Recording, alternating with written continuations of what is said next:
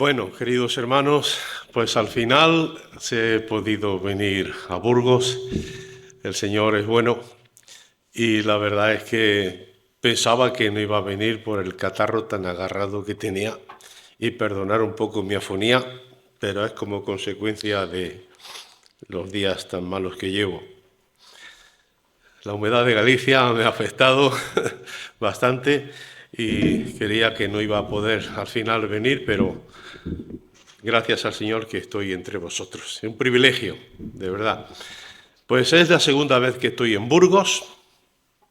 Me gustó muchísimo, hace unos 15 años aproximadamente, que estuve aquí por primera vez, cantando con la coral polifónica de Beas de Segura, que representamos en el Teatro Nacional de Antonio José. Representamos a Andalucía y bueno, ya la segunda vez es ahora. No tenía ni idea de que iba a estar de nuevo en Burgos, pero Guido me invitó a estar con vosotros y a compartir con vosotros la palabra de Dios. Y la segunda vez que he venido ha sido precisamente por esto, por como delegado nacional de la Asociación Cristiana de Policías y Militares, que estuve el año pasado en Galicia evangelizando toda la comunidad autónoma, cuarteles de 3 ejércitos y también de la Policía Nacional, Guardia Civil y Policía Local, parques de bomberos y unidades de protección civil, que aunque ellos no son cuerpos policiales, pero también se dedican, pues con riesgo de sus propias vidas, a ayudarnos y a cuidar de nosotros. Así que en el cumplimiento de la Gran Comisión estuve 5 meses en Galicia el año pasado y allí pues me llamaron de una misión para colaborar con ellos y he estado, pues llevo allí unos 5 o 6 meses en Galicia y ya cuando retornaba para Andalucía, pues Guido me invitó a estar con vosotros. Así que esto es un privilegio y os pido oración para que el Señor pues nos ayude en el cumplimiento de la gran comisión que tenemos como organización policial. Y tenemos, obedeciendo a la gran comisión, he titulado, pero me he dejado la palabra de Dios, la Biblia. Gracias. Tenemos el mandamiento del Señor en Mateo, capítulo 28,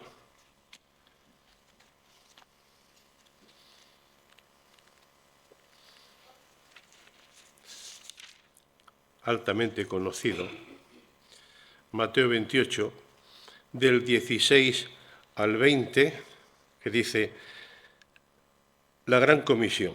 Pero los 11 discípulos se fueron a Galilea, al monte donde Jesús le había ordenado. Y cuando le vieron le adoraron, pero algunos dudaban. Y Jesús se acercó y les habló diciendo: toda potestad me es dada en el cielo y en la tierra. Por tanto, id y haced discípulos a todas las naciones, bautizándolos en el nombre del Padre y del Hijo y del Espíritu Santo, enseñándoles que guarden todas las cosas que os he mandado. Y he aquí, yo estoy con vosotros todos los días hasta el fin del mundo. Amén. Y hasta aquí es, hermanos, la palabra de Dios. Como sabemos, Mateo escribe a sus paisanos, los judíos, con la finalidad de que ellos pudieran entender que al que crucificaron no era ningún impostor como ellos creían, sino el Mesías que estaban esperando. ¿Y qué es lo que utiliza Mateo para demostrarle a los judíos que al que habían crucificado no era sino el Mesías? Pues que recopila profecías y las expone. Por eso la frase que más se repite en Mateo es: y esto aconteció para que se cumpliera lo escrito por el profeta: de Egipto llamaré a mi hijo. Y esto se aconteció para que se cumpliera lo dicho por el profeta: no le romperán ningún hueso. Y esto aconteció para que se cumpliera lo escrito por el profeta, etcétera, etcétera, etcétera. Así que Mateo, como sabemos, hermanos, nos narra el nacimiento de Jesús, nos narra su vida, nos narra su muerte, nos narra su resurrección y al final del capítulo del Evangelio, según San Mateo, nos narra el último pasaje que hemos leído, que es la Gran Comisión. Pero como ellos ya partieron, aquellos discípulos, ¿qué pasa? Que ahora nos toca a nosotros, porque somos los discípulos del Señor, ¿o no somos discípulos del Señor? Amén.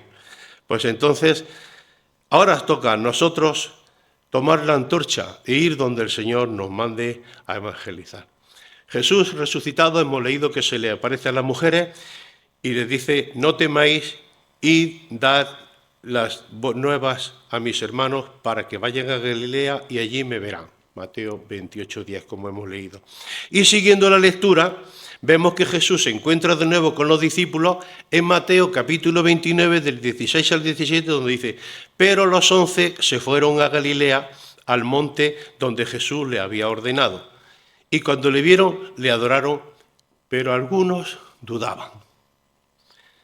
Pero ya en Marcos 16:14 nos informa que cuando se les apareció estaban sentados en una casa, porque dice Marcos que finalmente se apareció a los 11 mismos, estando ellos sentados a la mesa, y les reprochó su incredulidad. Cristo tenía que comprender que no era natural creer que los muertos resucitan, aunque los fariseos creían en la resurrección, pero ver que se levanta de los muertos uno que come con ellos, que le dice toca y traspasa las paredes del cenáculo, un poco. Entonces veíamos que aún así el Señor les fuerza a creer, aunque comprendía que pudieran tener cierta incredulidad, y les reprochó su dureza de corazón porque no habían creído a los que le habían visto resucitado. Los discípulos, dice la palabra de Dios, que dudaron de las mujeres. Fueron a Galilea, pero en el camino iban con esa desconfianza. Por eso Jesús le echa en cara su incredulidad. Pero ahora tenemos Lucas, que Lucas ya es, como historiador, pues se mete más a fondo y nos informa más diciendo: mientras ellos aún hablaban de estas cosas, Jesús se puso en medio de ellos y le dijo: paz a vosotros. Entonces, espantados y atemorizados, pensaron que veían un espíritu, pero él les dijo: ¿por qué estáis turbados y vienen a vosotros estos pensamientos? Mirad mis manos y mis pies, que soy yo mismo, palpad y ved, porque un espíritu no tiene carne ni huesos, como veis que yo tengo. Y diciendo esto, les mostró las manos y los pies. Y como todavía ellos de gozo no lo creían y estaban maravillados, les dijo: ¿tenéis algo que comer? Llevaba 3 días sin comer el Señor. Pero también el Señor hace esto para motivarles, para reforzarles en la realidad que estaban viendo de su resurrección. Pues viéndole comer, ellos saldrían así de su perplejidad y de que no quedó en la tumba, sino que muriendo destruyó al que tenía el poder sobre la muerte, que es el diablo, y resucitando nos restauró la vida que teníamos en nuestros primeros padres antes de la caída.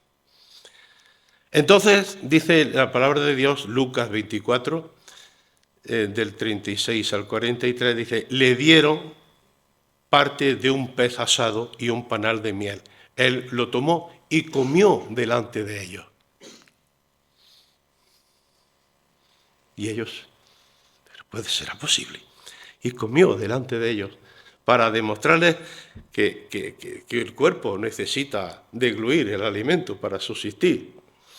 Así que Lucas, como historiador en este hecho histórico de la resurrección, nos sigue informando, hermanos, que los discípulos estaban atemorizados creyendo que veían un espíritu.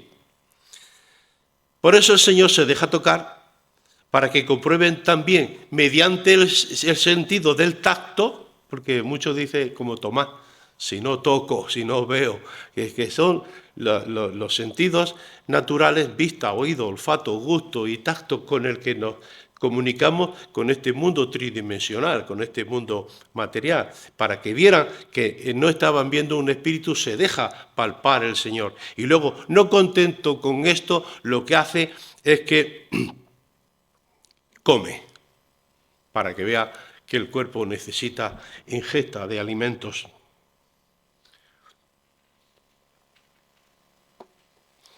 Se le aparece a todos. Se le aparece después a los 11. Y es para que no duden entre ellos, porque le dice a uno, el otro le cuenta al otro, y dice, bueno, será o no será. Pero se aparece a los 11. Dice Lucas, el historiador, que como sabemos tuvo la mejor información, que fue María, la madre de Jesús. Pues dice que María guardaba todas estas cosas en su corazón. Como historiador, pues estaba él buscando fuentes dignas de todo crédito para escribirle al amado Teófilo. Sabemos que posiblemente fuera un noble o no sé cómo, pero le pagó el alojamiento y la manutención para que investigara como historiador todas las cosas en que él había sido instruido. Por eso dice, puesto que muchos, excelentísimo Teófilo, han querido componer todas las cosas que entre nosotros han sido ciertísimas, me ha parecido a mí, excelentísimo Teófilo, escribiste ordenadamente, es decir, cronológicamente, como historiador. No empieza, hubo en tiempo tal, ¿no? Entonces se aparece a los 11 para que no duden que ninguno de ellos que había resucitado. Y así, una vez fortalecido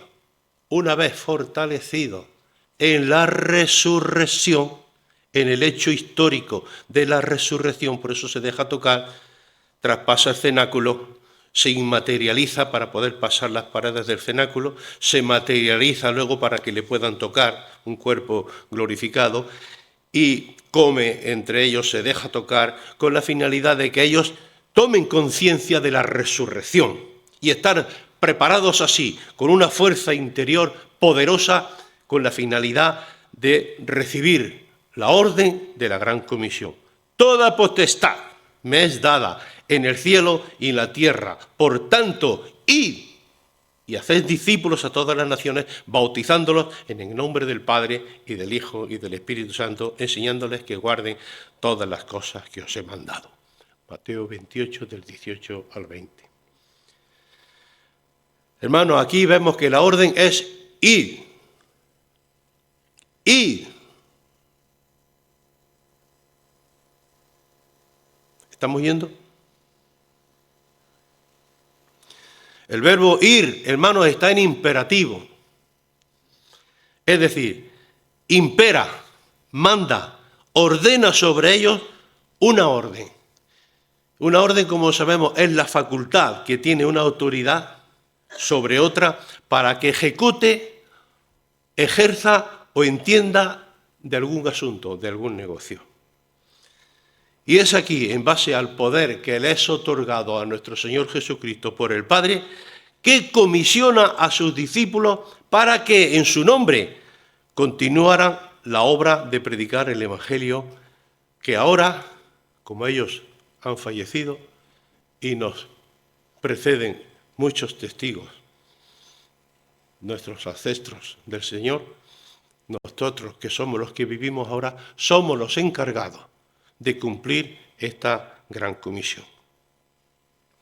Así que el primer punto que vamos a desarrollar, habiendo dado esta pequeña introducción, es que primero vemos que Jesucristo da la orden a sus discípulos sobre la misión a realizar. Cristo, ya resucitado, hermano, y como vencedor de la muerte, tiene toda potestad para ordenar a sus discípulos la gran comisión, anunciando a todas las naciones las buenas nuevas de salvación, para todo aquel que se arrepiente y recibe a Jesús como su Salvador, sirviéndole como Señor. Así que a estos tendrían no solamente que bautizarles, sino también enseñarles todas las cosas que le habían enseñado tras el bautismo. Y el segundo punto a desarrollar también es la base sobre la que se fundamenta la misión, que es la autoridad universal de nuestro Señor Jesucristo.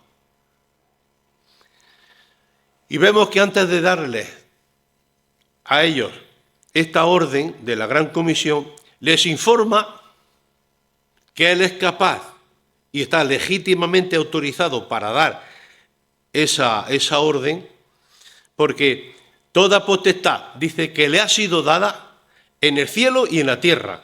Y eso es lo que le legitima al Señor para desde esa plataforma de autoridad ordenarle esta comisión.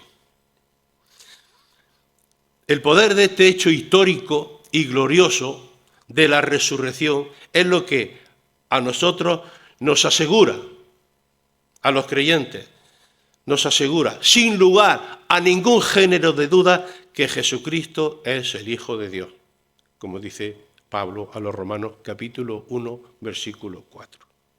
Así que, por esta resurrección, el poder de haber vencido Jesús a la muerte, hermanos, queda nulo todo lo que el poder religioso de aquella época profirió contra Jesús, como blasfemo, porque decía que no era quien para perdonar pecados, así como para proclamarse hijo de Dios, y también por no guardar el sábado. Esas son las causas por las que el Sanedrín,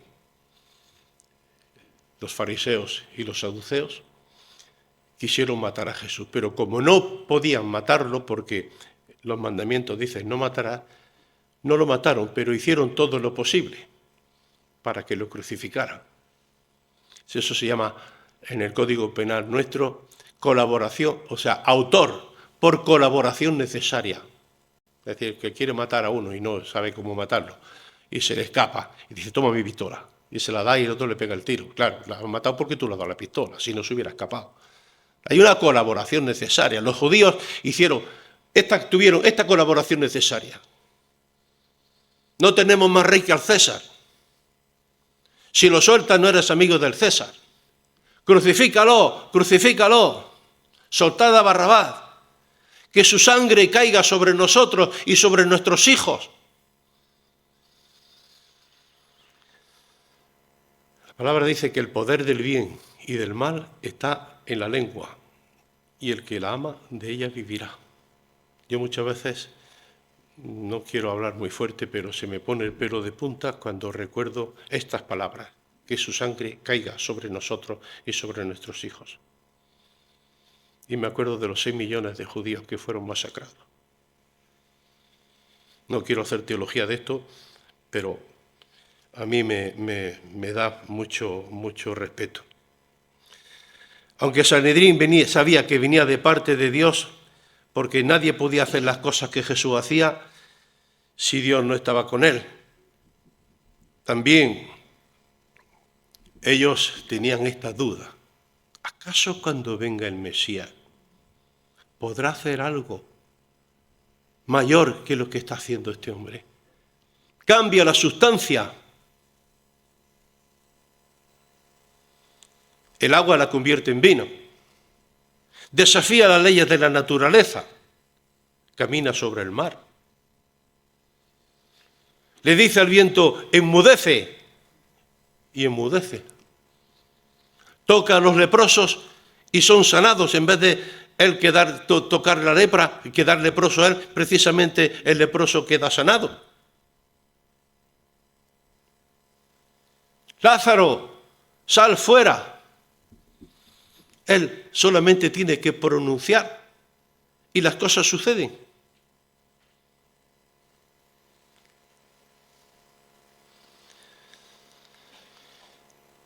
Por eso dice Juan 7:31, igualmente refiere, y muchos de la multitud creyeron en él y decían, el Cristo cuando venga, ¿veis? Lo tiene ya adelante. Por eso Mateo le escribe a los judíos y les dice, al que crucificasteis, es al que estabais esperando. Porque esto aconteció para que se cumpliera lo dicho por el profeta. Oh tú, Belén Efratá, de Belén nacería la casa del pan. Jesucristo es el pan de vida. De Egipto llamaré a mi hijo, etcétera, etcétera, etcétera.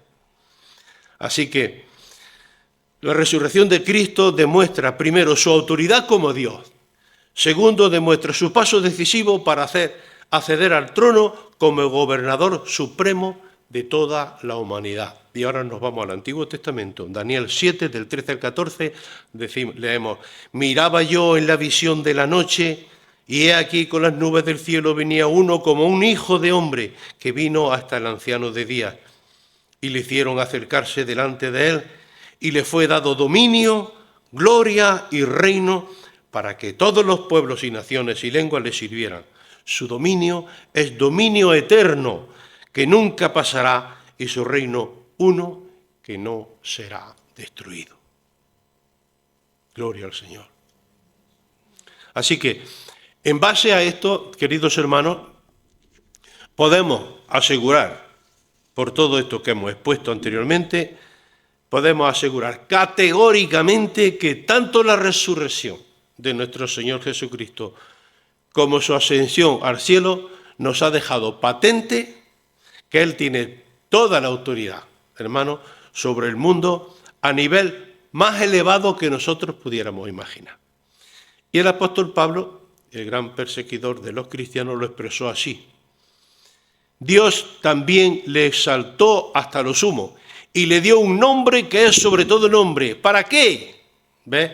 Aquí hay una conjunción final. ¿Para qué?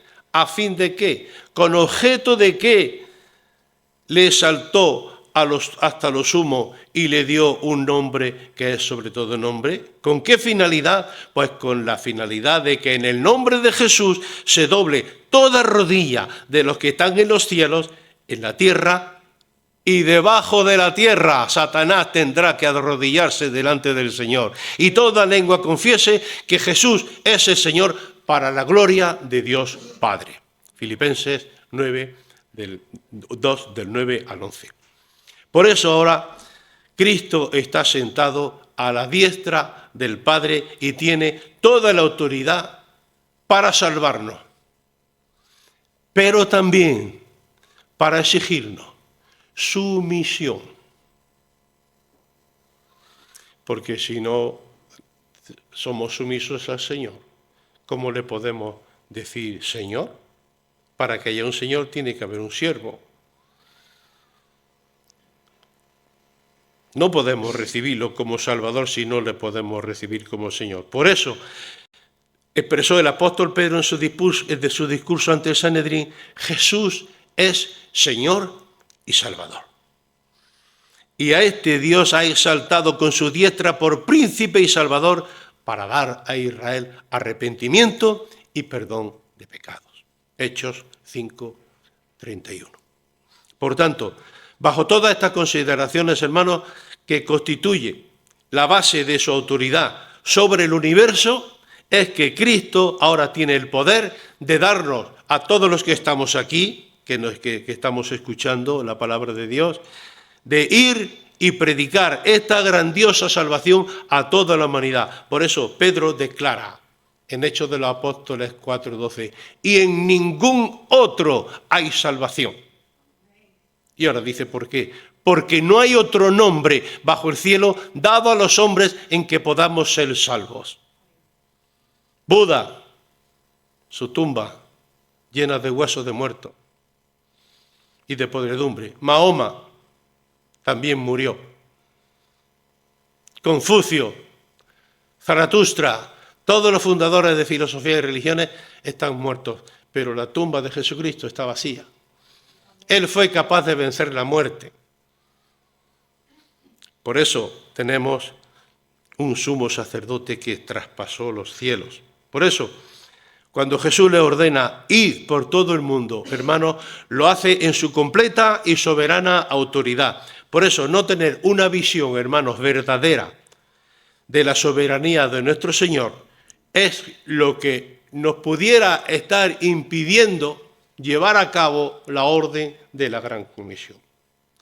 Por eso el Señor se dejó tocar, por eso el Señor les pidió de comer, por eso el Señor los zarandeó, por eso el Señor permitió que le dieran ascender al cielo, para que ellos tuvieran ese impacto interior tan fuerte que no tuvieran más remedio como cuando el Sanedrín azotaron a los apóstoles.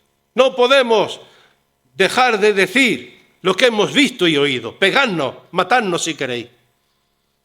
Pero estamos dando al mundo una realidad que no queréis aceptar. Tercero, el anhelo para llevar a cabo la Gran Comisión no es otro que la visualización de la majestad y la gloria del Señor. Así que el cumplimiento de la Gran Comisión, nosotros como Asociación Cristiana de Policías también, viajando por tantos cuarteles de los 3 ejércitos y también diferentes cuerpos policiales para alcanzar almas, a veces es ingrata. Y vemos cómo muchas veces la preciosa semilla no cae en buena tierra y con mucha facilidad, hermanos, encontramos oposición en muchos lugares.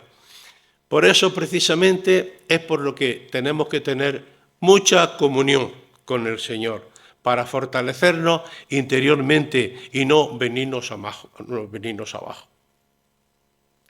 Lo más poderoso, como sabemos, es haber tenido un encuentro personal con Cristo.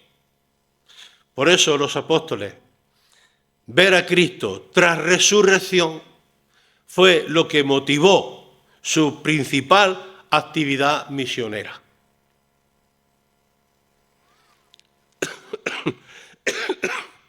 Por eso tenemos en Hechos de los Apóstoles 4:20 que ni Pedro ni Juan, como hemos referido, ante la gran oposición del Sanedrín, se dejaron azotar, pero le dijeron, no podemos dejar.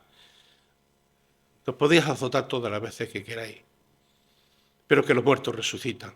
Y vosotros, fariseos, sabéis que creéis en la resurrección. Ustedes, saduceos, son un poco más reacios, pero ustedes, los fariseos, que le estamos hablando de la resurrección y estáis permitiendo que nos azoten. Ver a Jesús, hermano, no solamente resucitado, sino también, como dije anteriormente, ascender también al cielo. Fue el origen de su actividad misionera, como leemos en Hechos de los Apóstoles 21 y 22, que declara, dice, es necesario pues que estos hombres que han estado juntos con nosotros todo el tiempo, que el Señor Jesús entraba y salía entre nosotros, comenzando desde el bautismo de Juan hasta el día de entre ellos fue recibido arriba. Uno se ha hecho testigo con nosotros de su resurrección.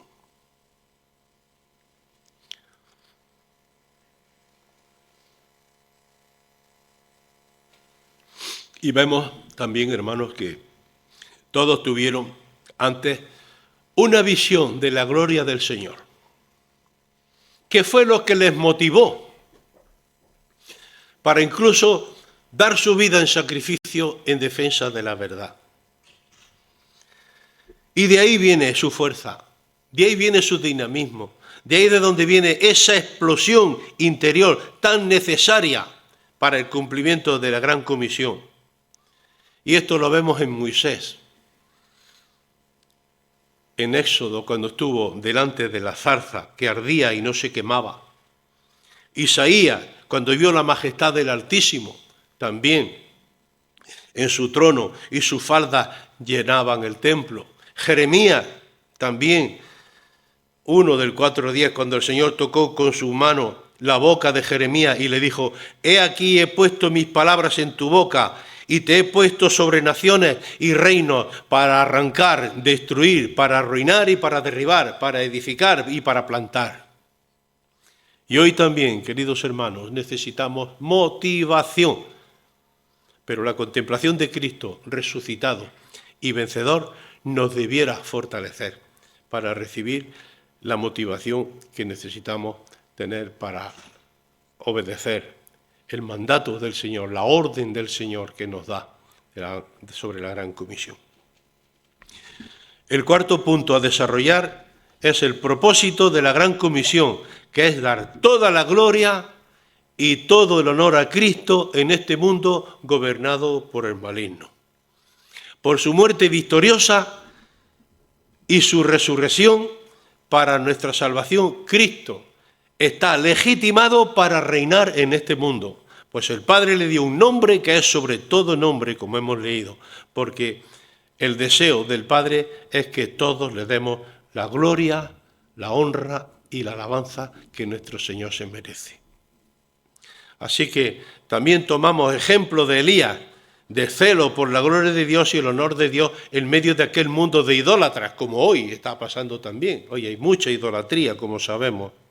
Y en Primera de Reyes 19:10 leemos lo que dice Elías. Dice, él respondió, he sentido un vivo celo por el Señor, Dios de los ejércitos, porque los hijos de Israel han dejado tu pacto, han derribado tus altares y han matado a espada a tus profetas, y solo yo he quedado y me buscan para quitarme la vida.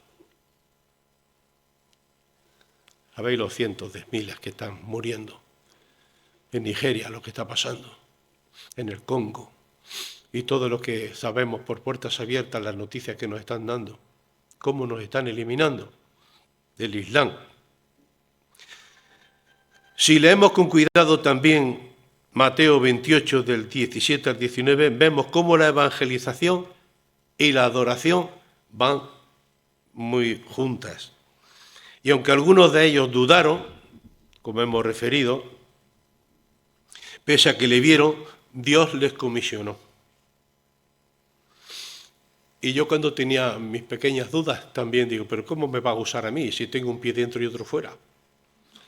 Pero cuando leí, la senda de los justos es como la luz de la aurora, que va en aumento hasta que el día es perfecto.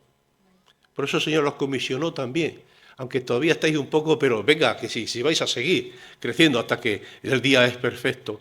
Los comisionó también a los que estaban entre Pinto y Valdemoro, como decimos en Andalucía.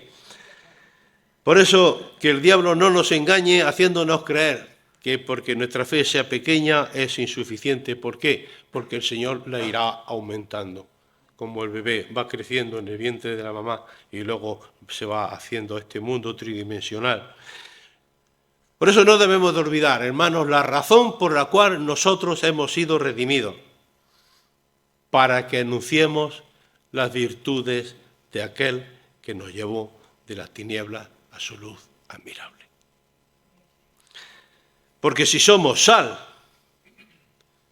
tenemos que salir de aquí. Este es el salero, las cuatro paredes, el techo y el suelo. Este es el salero. Nosotros somos la sal y estamos aquí.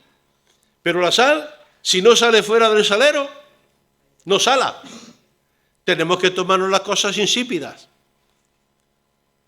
Y Dios nos manda que la experiencia que nosotros hemos tenido, pues la compartamos con los demás. En Primera de Pedro 2:9 nos dice, mas vosotros sois linaje escogido. Vosotros sois linaje escogido. Nación santa, pueblo adquirido por Dios, para que anunciéis las virtudes de aquel que os llamó de las tinieblas a su luz admirable. Vamos a repetirlos todos, toda la iglesia. Mas vosotros sois, fuerte, mas vosotros sois linaje escogido, real sacerdocio, nación santa, pueblo adquirido por Dios, para que enunciéis las virtudes de aquel que os llamó de las tinieblas a su luz admirable. Gloria al Señor, para que enunciéis. Linaje escogido, real sacerdocio, nación santa, con la finalidad de que anunciemos, pueblo adquirido por Dios, para que anunciemos las virtudes de aquel que nos llamó de las tinieblas a su luz admirable. ¿Lo estamos haciendo? Cada uno que se ponga la mano en su pecho. La finalidad, punto quinto, de la Gran Comisión es hacer discípulos y bautizarlos. En Lucas 19:10, Cristo describe así la misión. Porque el Hijo del Hombre vino a buscar y a salvar lo que se había perdido. Nos comisiona ahora, Iglesia, como embajadoras suyos, dando a conocer como Señor, porque nos compró con su sangre para poder reconciliarnos con Dios. Por eso dice Pablo en 2 Corintios 5, del 20 al 21, así que somos embajadores en nombre de Cristo, como si Dios rogase por medio de nosotros. Os rogamos en nombre de Cristo, reconciliaos con Dios. Al que no conoció pecado, por nosotros fue hecho pecado. ¿Para qué? Para que nosotros fuésemos hechos la justicia de Dios en Él. ¿Cómo? Sí. Para que nosotros fuésemos hechos la justicia de Dios en Él. ¿Y eso qué quiere decir? Que Dios nos trata como si nunca hubiéramos pecado. ¿Por qué? Porque en Cristo estaban todos los pecados de la humanidad, desde Adán y Eva hasta los que aún no han nacido, y los que han de nacer de los que han de nacer, y de los que han de nacer de los que han de nacer, de los que han de nacer, de los que han de nacer, de los que han de nacer, que todavía no han pecado, en Cristo estaba. Por eso el Padre, cuando vio todo el pecado, al que no conoció pecado, por nosotros lo hizo pecado. Por eso cuando lo ve al Hijo lleno de pecado, aborrece al Hijo y le da la espalda. Elohim, Elohim, lama sabachthani. Dios mío, dime por qué me has desamparado, porque en Él estaba todo lo malo de la humanidad. Le da la espalda, pero para dar la cara ¿a quién? A ti y a mí, que fuimos hechos la justicia de Dios en Él. Tenía que haber sido al revés. Pero Dios nos amó tanto que entregó a su Hijo unigénito, para que todo aquel que en Él cree no se pierda, mas tenga vida eterna.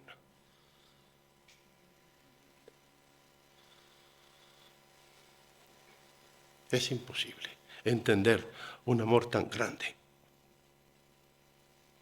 Así que lo anteriormente expuesto, hermanos, lo que implica es una rendición sincera de nuestra voluntad a Dios. Y esto se consigue con un arrepentimiento genuino de pecado. Todos hemos pecado, y muy gravemente. Y cuando el Señor nos permite que veamos nuestros pecados en nuestro corazón, no tenemos más que clamar como David: lávame. Y cuando me haya lavado, lávame más. Y más de mi maldad. Y límpiame de mi culpa. Contra ti solo he pecado y he hecho lo malo delante de tus ojos. Había tejado y había paredes, pero Dios no necesita. Dios ve a través de todo.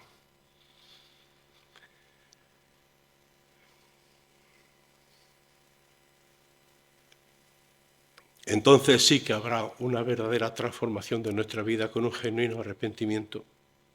Por eso el discípulo ha de conocer los principios por los que tiene que guiarse en esta nueva vida.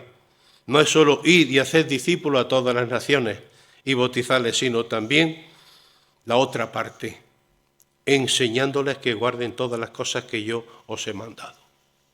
Por eso no es posible, hermanos, predicar un evangelio en el que se separe la salvación de Cristo de su señorío, como hemos dicho antes. O se le acepta como Señor y Salvador, o no se le acepta como nada.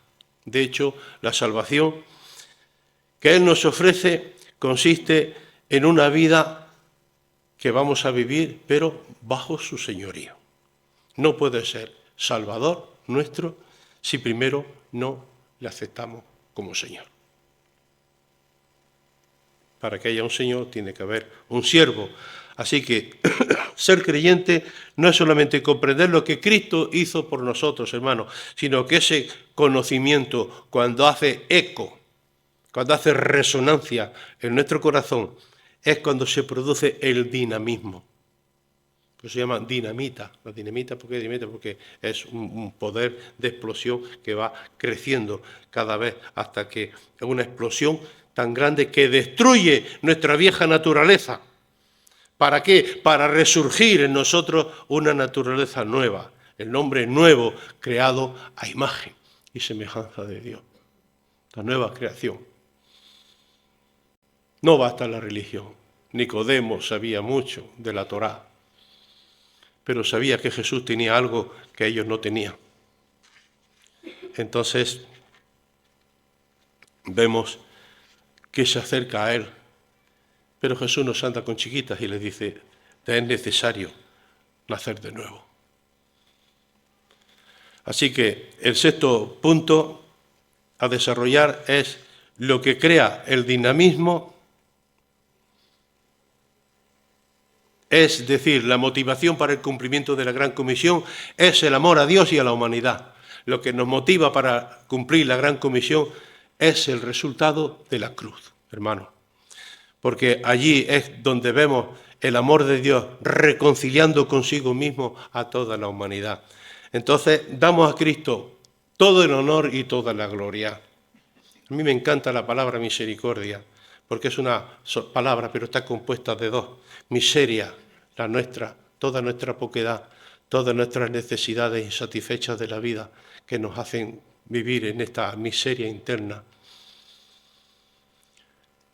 Toda nuestra poquedad, todas nuestras limitaciones traspasaron de dolor el corazón del Señor, que aunque era inmensamente grande el peso del pecado de toda la humanidad, todavía resulta más inmenso el poder del amor de Dios y muere en la cruz, sustituyéndonos a nosotros para que podamos tener vida eterna. Así que, a medida en que nosotros va creciendo la obra de Dios, nos vamos perfeccionando en la fe, hermanos, y recibiendo el ministerio de la predicación. Amanece en nuestras vidas y la luz va disipando las tinieblas para ser luz también y de esta manera alumbrar a los demás obedeciendo la gran comisión. En base a dos razones. La primera, que el Señor nos ordena ir por todo el mundo, por tanto no cabe otra opción. Es la orden del Señor. Obedecemos por amor a Dios, no por obligación. Porque le amamos. ¿Y le amamos por qué? Muy bien, porque Él nos amó primero. Gloria al Señor. Y la segunda es el amor a los hombres.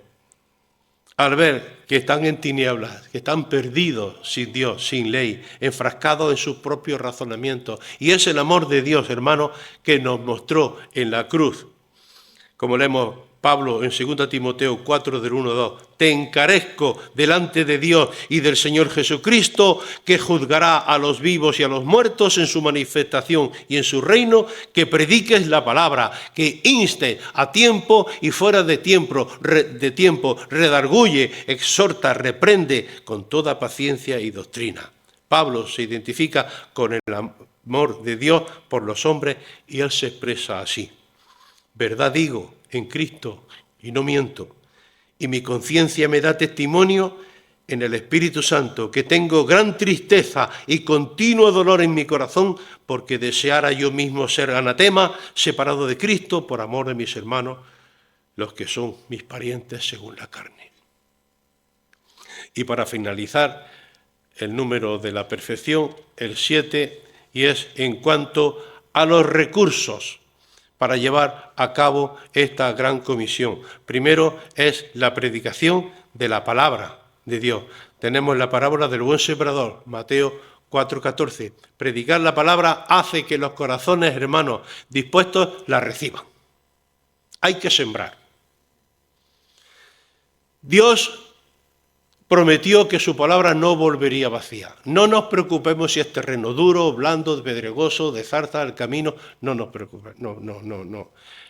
Él nos manda, nos enseña que no todos van a recibir, pero los que no reciban la palabra de Dios será para condenación. La oportunidad han tenido. Nosotros lo que tenemos que hacer es predicar la palabra y dejar el resultado al Señor. Y en 1 de Pedro 1:23 dice, siendo renacidos no de simiente corruptible, sino de incorruptible por la palabra de Dios, que vive y permanece para siempre. Y el segundo es el amor a la humanidad también perdida. Y esta fue la razón por la que Dios envió a su Hijo al mundo, Juan 3:16. De tal manera, de una manera indescriptible, de una manera que no se puede explicar, de tal manera, dice Juan. Amó Dios al mundo que ha dado a su Hijo unigénito para que todo aquel que en él cree no se pierda, mas tenga vida eterna. Así que cuando tenemos el Espíritu Santo también tenemos esa pasión por las almas perdidas. Y el tercer recurso, hermano, es la oración. Siempre que cumplamos con la gran comisión, vamos a entrar en una batalla espiritual. Yo en Galicia no podía más ya. Tuve que darme un mes de recuperación. Y ahora yo sabía que venía bendición también para Burgos. Y mira, también me tiró en la cama. Por eso he venido un día más tarde. Yo sé que cuando hay ataque, hay bendición, porque vivimos en una guerra espiritual continua. Así que en Efesios 6, del 10 al 12, dice: por lo demás, hermanos míos, fortaleceos en el Señor y en el poder de su fuerza. ¿Por qué? Pues cuando somos débiles, entonces Él es fuerte. Y vestíos de toda armadura de Dios. ¿Para qué? Para que podáis estar firmes contra la acechanza del diablo. Porque no tenemos lucha contra sangre y carne, sino contra principados, contra potestades, contra gobernadores de las tinieblas de este siglo, contra huestes espirituales de maldad en las regiones celestes. Que es en el aire. La primera región celestial es el aire. El segundo cielo es el espacio sideral que conocemos y el tercer cielo es donde habita el Señor. La oración es la clave, la oración es la llave, la oración es, como dicen ahora en internet, la contraseña para abrir puertas y para testificar. Colosenses 4, del 2 al 4 dice: perseverad en la oración, velando en ella con acción de gracia, orando también al mismo tiempo por nosotros, para que el Señor nos abra puertas para la palabra, a fin de dar a conocer el ministerio de Dios, por el cual también estoy preso, para que lo manifieste como debo de hablar. Pablo, desde la cárcel. ¿Qué poder tienen las cartas de Pablo? Por el lugar donde la estaba escribiendo, desde la prisión. Igualmente vemos también que la iglesia primitiva, hermano, oraba para tener valor para hablar a otros de Cristo en medio de la persecución. En Hechos 4:29 también lo vemos y dice: ahora, Señor, mira sus amenazas y concede a tus siervos que con todo denuedo hablen tu palabra. ¿Veis? Le amenazan y no salen corriendo, al contrario, se fortalecen más y le piden al Señor valor ante las amenazas. Y el cuarto recurso es pasar tiempo a solas con el Señor. El resultado de cualquier servicio para el Señor siempre va a depender, hermano, de nuestra comunión con Él. Siempre. En Juan 15:5 leemos: yo soy la vid y vosotros los sarmientos. Ahora me he estado fijando ahí lo bonito que tenéis esa vid con los sarmientos y esos racimos tan preciosos de uva, de fruto, que están... ¿Por qué? Porque los sarmientos están cogiendo la vida de la vid, la savia de la vid, por eso dan fruto. Nosotros, separados de Dios, nada podemos hacer. Así que para que podamos dar fruto que glorifique al Señor, tenemos que tener nuestras raíces espirituales, hermanos, bien arraigadas en las corrientes de las fuentes de agua viva, que es Cristo. Si no es así, hermanos, no podemos llevar fruto, porque separados de Él, como hemos referido, nada podemos hacer. Venid en pos de mí, y os haré, ¿qué? Pescadores de hombres. Al contrario, el hombre pesca peces, pero los pesca vivos y los mata. Pero Dios no, Dios coge al hombre muerto, pesca al hombre muerto y nos da vida. Así que el quinto recurso y último es el Espíritu Santo para el éxito en el trabajo para el Señor. Así que la gran comisión que los discípulos llevaron a cabo fue porque primero fueron investidos del poder de lo alto. Hechos 1, del 4 al 8. Por eso es el libro de los hechos, no es el libro de los dichos de los apóstoles, es el libro de los hechos de los apóstoles, porque dichos hay muchos, pero hay que ver los hechos de los apóstoles. Entonces, no tenía, hermano, ni oro ni plata. Como dijo Pedro al cojo de la puerta de la Hermosa, cuando le vio que creía y esperaba de él una moneda, se quedó Pedro mirándole y le dijo: no tengo ni oro ni tengo plata, pero mira, lo que tengo, eso te doy. En nombre de Jesús de Nazaret, levántate y anda. Y dice la palabra de Dios que el cojo se levantó y entró saltando en el templo dando gracias a Dios. Hoy tenemos mucho oro y mucha plata, pero nos falta la unción del Santo Espíritu, del Dios eterno. Así que en poco tiempo hubo una gran expansión del cristianismo, la iglesia primitiva, y una gran consolidación, de tal forma que preferían morir en las fauces de las fieras, en los circos romanos, crucificados, quemados vivos, que renunciar a su fe en Cristo, llegando hasta la capital, hermanos del Imperio Romano, proclamando así su fe, donde Pablo fue decapitado, Pedro fue crucificado y muchos hermanos y familias enteras murieron en las fauces de las fieras y recibieron sus cuerpos como sepultura el vientre de las panteras, de los leones y de los tigres. Y muchos murieron de esta manera. Ellos mismos se costeaban sus viajes, trabajando con sus manos, su viaje misionero. Pablo haciendo tiendas. Y no querían grabar nunca a las iglesias. Y hoy no queremos salir, hermanos, de nuestra zona de confort. Y una pandemia nos ha vuelto cómodos y nos conformamos ya con el culto de la televisión. Así que el secreto de cómo nació la iglesia primitiva y cómo creció es porque dejaban que el Espíritu Santo se encargara de llevar a cabo esta obra. Y los evangelistas eran utilizados libremente por el poder del Señor. Así que pasemos tiempo a solas con el Señor, y dejemos que nos dirija en la obra misionera. Estemos sujetos al Señor como los pámpanos están sujetos a la vid, para que así, corriendo la savia del Espíritu Santo, por nosotros podamos dar mucho fruto.